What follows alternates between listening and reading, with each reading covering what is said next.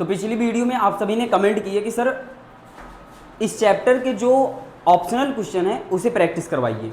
तो आज आपके लिए मैं लेकर हाजिर हूँ। जो चैप्टर हमने पढ़ा है ए लेटर टू गॉड, हमने हिंदी एक्सप्लेनेशन को बहुत अच्छे से पढ़ लिया है 2 वीडियोज़ में।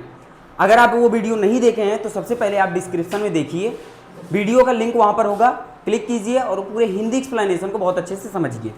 आज की जो वीडियो है वो एमसीक्यू पर है। ओके, आज की इस वीडियो में हम एमसीक्यू करने वाले हैं जो कि a letter to God chapter का है। ठीक है, तो मोस्ट इंपॉर्टेंट है। अगर आप इस वीडियो को पूरा देखते हैं तो इस चैप्टर से जितने भी इंपॉर्टेंट एमसीक्यू आएंगे उसको आप इजीली सॉल्व कर पाएंगे। तो चलिए पहला क्वेश्चन हम लोग देखते हैं। यहाँ पर है पहला question, where was Lencho's house situated. यहाँ पर क्वेश्चन क्या पूछ रहा है कि जो लेंचो का घर था वो कहाँ पर स्थित था।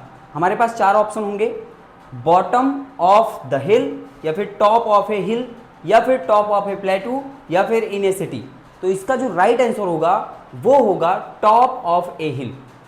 राइट, जो लेंचो का घर था वो हिल के टॉप पर, क्रेस्ट पर। अगर आप वहां पर हिंदी एक्सप्लेनेशन में देखेंगे वहां पर एक वर्ड आया था क्रेस्ट। क्रेस्ट का मतलब होता है ऊंचाई, तो हिल के ऊंचाई पर स्थित था, मतलब टॉप पर स्थित था। तो पहले का राइट आंसर बी होगा। चलिए अगला क्वेश्चन देखते हैं।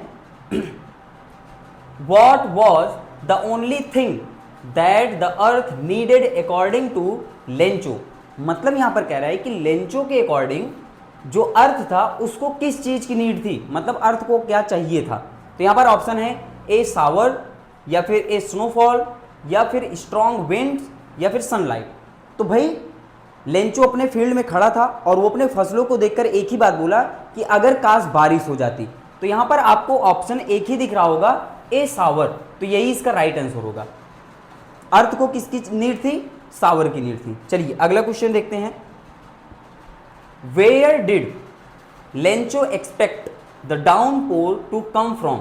यहां पर मैंने चैप्टर पढ़ाते समय बहुत अच्छे से बताया था, मोस्ट इंपॉर्टेंट ये क्वेश्चन है। मतलब कि लेंचो कहां से एक्सपेक्ट कर रहा था कि जो बारिश है वो होगी या फिर आएगी। तो देखिए यहां पर ऑप्शन है नॉर्थ, नॉर्थ ईस्ट, या फिर नॉर्थ वेस्ट, या फिर south east.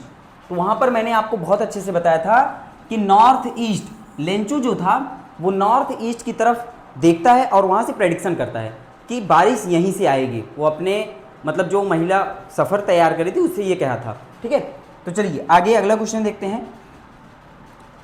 What did Lencho compare the large rain drops with. Most important question है। यहां पर आप ध्यान देंगे, रेन ड्रॉप्स पूछ रहा है। रेन ड्रॉप्स का कंपेरिजन किससे किया गया है। तो रेन ड्रॉप्स का कंपेरिजन किया गया है सिल्वर कॉइन से नहीं, पीयर्ड से नहीं, या फिर डायमंड से नहीं। तो जो भी रेन ड्रॉप्स थे उनका कंपेरिजन न्यू कॉइन से किया गया था। जो छोटे रेन ड्रॉप्स थे उनको 5 सेंट से कंपेरिजन किया गया था, और जो बड़े ड्रॉप्स थे उनको 10 सेंट से कंपेरिजन किया गया था। चैप्टर्स में आपको मैंने बताया था। अगला क्वेश्चन देखते हैं। Which crop was growing on Lencho's field. Okay, ये जिसको आंसर नहीं पता है इसका मतलब साफ है कि उसने, अगर वीडियो देखने के बाद भी ये उनको नहीं पता है, इसका मतलब यही है कि आपने वीडियो केयरफुल होकर नहीं देखा है। भाई यहाँ पर क्वेश्चन ये कह रहा है कि जो लेंचो था उसके फील्ड में कौन सा क्रॉप उग रहा था। तो कौन सा क्रॉप था, कॉर्न था, वो मक्का। ठीक है, जिसको गाँव में क्या कहते हैं पता है, जोन्हरी। अगर आप गांव से हैं तो आप ये रिलेट कर पाएंगे, उसको इंग्लिश में कॉर्न कहते हैं। ठीक है, तो हमारा ए ऑप्शन जो होगा वही राइट होगा। अगला क्वेश्चन देखते हैं। What destroyed Lencho's field. Lencho के फील्ड को किसने डिस्ट्रॉय कर दिया था, मतलब किसने नष्ट कर दिया। तो आंसर है हैवी रेनफॉल ने, हेल स्टॉर्म ने, लैंडस्लाइड ने, या फिर फ्लूड ने। तो इसका राइट आंसर क्या होगा, हेल स्टॉर्म्स। हेल स्टॉर्म जो थे उसने उसके फील्ड को टोटली डिस्ट्रॉय कर दिया था। ठीक है, अगला question. The field looked as if it were covered in. भाई जो फील्ड था वो किसकी तरह दिख रहा था, किससे कवर हुआ है दिख रहा था। तो यही ए ही ऑप्शन सही होगा, साल्ट। वो जो फील्ड था जब हेल स्टोन्स जब खूब ढेर सारे गिरे तो जो फील्ड था वो ऐसे दिख रहा था कि जैसे वो साल्ट से पूरा कवर हो चुका है। चैप्टर्स पढ़ाते समय मैंने आपको बताया है। Lencho compared the quantum of damage with. जो हेल स्टॉर्म के द्वारा उसका डैमेज हुआ था फील्ड, उसका कंपेरिजन किससे किया था। तो आप चैप्टर्स पढ़ते समय देखेंगे कि वहां पर एक वर्ड आया था, प्लेग ऑफ लोकस्ट्स। तो उसका कंपेरिजन यहाँ से किया गया था। तो लेंचो ये बोल रहा था कि प्लेग ऑफ लोकस्ट जो थे, मतलब टिड्डियों का जो झुंड है वो भी इससे ज़्यादा छोड़ जाता। तो मतलब वहाँ पर क्या हुआ कि जो क्वांटम है उसको किससे कंपेरिजन किया गया था, प्लेग ऑफ लोकस्ट। तो आप ध्यान में रखेंगे। अगला question, what was the only hope, okay very important question, hope की बात यहाँ पर हो रही है, left in the heart of Lencho's family, जो लेंचो का परिवार था उसके दिल में कौन सा होप बचा हुआ था। जब उन लोगों का फील्ड टोटली डिस्ट्रॉयड हो गया था तो कौन सा उम्मीद उनके दिल में बचा हुआ था। तो अगर आप देखेंगे हेल्प फ्रॉम फार्मर्स एसोसिएशन, ये भी इसका नहीं होगा, या फिर कंपेंसन्स फ्रॉम गवर्नमेंट, ये भी नहीं होगा, गवर्नमेंट का तो वहाँ पर जिक्र भी नहीं हुआ था। हाँ, हेल्प फ्रॉम गॉड, तो उन लोगों के दिमाग में या फिर उन लोगों के दिल में एक बात था कि हमारी हेल्प भगवान जरूर करेंगे, और तब उन्होंने पत्र लिखा जिसका जवाब दिया पोस्ट मास्टर ने। तो ये कहानी थी, हमने पढ़ा है इसको, नहीं देखे हो वीडियो को यहाँ यहीं पर पॉज करो, जाओ लिंक पर क्लिक करो और उस वीडियो को पहले पूरा देखो। चैप्टर्स अगर आप नहीं समझे हो तो यहाँ पर आप बहुत ज़्यादा प्रॉब्लम फेस करोगे। अगला क्वेश्चन है, how did Lencho decide to contact his last resort, मतलब लास्ट में लेंचो ने क्या डिसाइड किया, किससे कनेक्ट करेगा और कैसे कनेक्ट करेगा। तो बाय विजिटिंग देम पर्सनली, नहीं, या फिर थ्रो अ लेटर, हाँ तो यही इसका राइट आंसर होगा। भाई वो लास्ट में भी लेटर के ही थ्रू वहां पर कांटेक्ट करने का ट्राई किया। ठीक है, अगला क्वेश्चन देखते हैं। Lencho wrote a letter to God asking for कितने पीसोस, ओके। अब यहाँ पर ना एक वर्ड इंपॉर्टेंट है, आप ध्यान में रखोगे, आस्किंग फॉर। आस्किंग फॉर का बेसिकली मतलब होता है मांगना। ठीक है, तो यहाँ पर ये कह रहे हैं कि लेंचो ने लेटर जो लिखा था उसमें भगवान से उसने कितने पीसोस मांगे थे।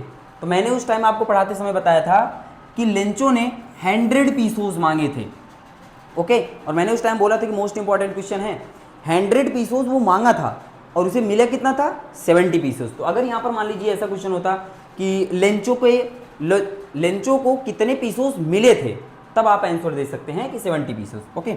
अगला क्वेश्चन देखते हैं, what was the immediate reaction of the postman of seeing the letter, मतलब कि जब लेटर को पोस्टमैन ने देखा तो उसका जो तुरंत में जो रिएक्शन था वो क्या था, लाफ्ड होल हार्टेडली, या फिर क्राइड, या फिर felt sad about what happened, या फिर फेल्ट एम्फैथेटिक। तो इसका जो राइट आंसर होगा वो ऑप्शन नंबर ए ही होगा, वो जोर जोर से हंसने लगा था, है कि नहीं। अगर आपको याद है कमेंट करके बताइए, हाँ सर ये हमने पढ़ा है। ठीक है, कमेंट करके मुझे ये बताइए कि कितने बच्चे पिछली वीडियोस देखे हैं। ठीक है, आगे देखते हैं। अगला क्वेश्चन है कि the post master was a fat amiable man, what is the meaning of amiable. Amiable का मतलब क्या होता है, तो एमिएबल का मतलब होगा फ्रेंडली, ओके।